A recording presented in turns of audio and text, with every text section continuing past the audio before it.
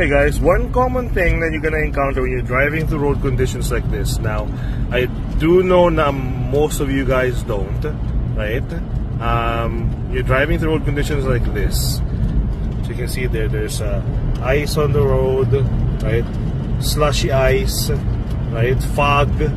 We know where we're going. It's a good thing now there's not much traffic on the road because it is currently 2 in the morning, right?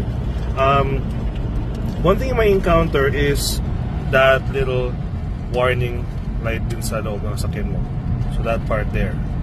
So pag nag-pop up yan, hindi ibig sabihin na nasira yung sakyan mo, okay? Again, you know, lots of people have this assumption kasi na once there's something that shows up on your dashboard, nasira na yung sakyan, kailangan ng palitan, binentahan ng hindi magandang kotse. Sa case na to, nakalagay lang dito, some driver assist symptoms cannot operate, and yung solution, clean yung front windshield or poor viewing conditions. Sa case na to, it's mainly poor viewing conditions because you can't really see much, and you gotta remember na for a lot of the newer modern vehicles, the safety systems are mounted here.